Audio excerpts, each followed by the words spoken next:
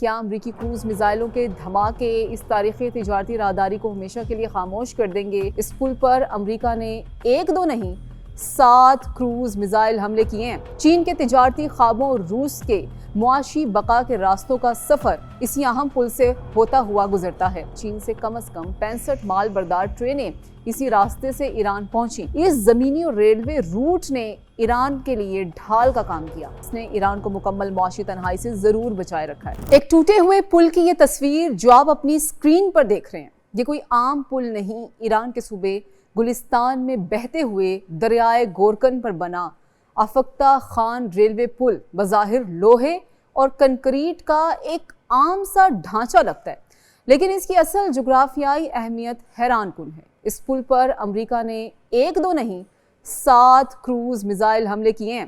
یہ حملہ دراصل ایران کو برون سرحد کے ذریعے وسطی ایشیا، روس اور چین کے عظیم الشان ریلوے نیٹ ورک سے کاٹنے کی ایک سوچی سمجھی کوشش تھی۔ چین کے تجارتی خوابوں اور روس کے معاشی بقا کے راستوں کا سفر اسی اہم پل سے ہوتا ہوا گزرتا ہے۔ شمالی ایران میں واقع یہ ریلوے روٹ حالیہ برسوں میں خطے کی معاشی اور تجارتی زندگی کی سب سے بڑی شارک بن کر سامنے آیا۔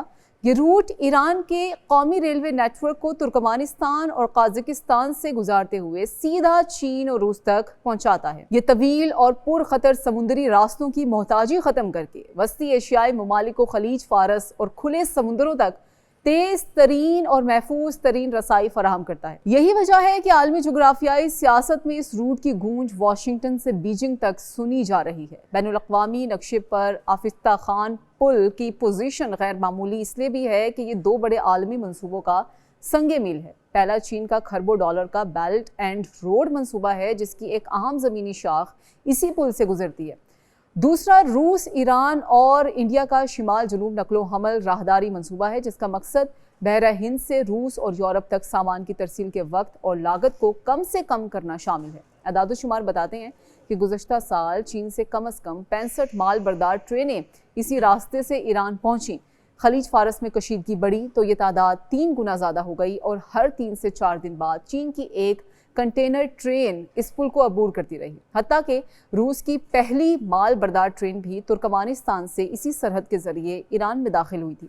یہ ریلوے لائن صرف ایک علامتی کوریڈور نہیں ہے، بلکہ پیٹرولیم مصنوعات سے لے کر سیرامکس تک کی تجارت کا گہوارہ ہے۔ ایران اس راستے سے پیٹروکیمیکلز، فولاد، سیمنٹ، ٹائلیں، تعمیراتی سامان اور اپنی زندگی کی زرعی مصنوعات روس اور چین بھیجتا ہے۔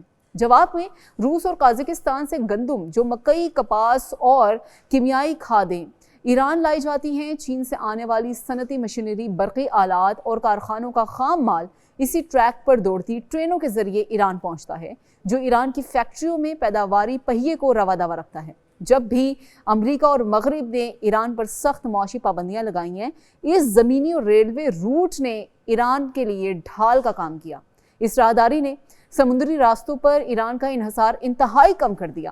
امریکی بحری ناکہ بندی کے دوران اسی شمالی کوریڈور کی بدولت ایران نے اپنی معیشت پر دباؤ کم کیا، تیل کے علاوہ دوسری برآمدات کو ممکن بنایا اور اپنی ضروریات کی اشیاء بغیر کسی رکاوٹ کے حاصل۔ اگرچہ یہ پل بینکنگ پابندیاں ختم نہیں کر سکتا، لیکن اس نے ایران کو مکمل معاشی تنہائی سے ضرور بچائے رکھا ہے۔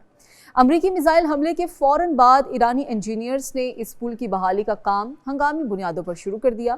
قلیل مدت کے لیے ایران کے پاس متبادل راستے جیسے بحیرہ کیپسن کی بندرگاہیں، سڑکیں یا سرخس ریلوے روٹ موجود ہے، لیکن گنجائش، لاگت اور رفتار کے لحاظ سے کوئی بھی راستہ آفتہ خان کا مقابلہ نہیں کر سکتا۔ اس حملے کا مادی نقصان تو وقت کے ساتھ پورا ہو جائے گا، لیکن اس کا حقیقی معاشی و نفسیاتی اثر بہت گہرا ہے، کیونکہ جنگ کے سائے میں بین الاقوامی کمپنیز اور تجارتی شراکت داروں کے لیے اس تجارتی روٹ کی سیکیورٹی پر اب ایک بڑا سوالیہ نشان لگ چکا ہے۔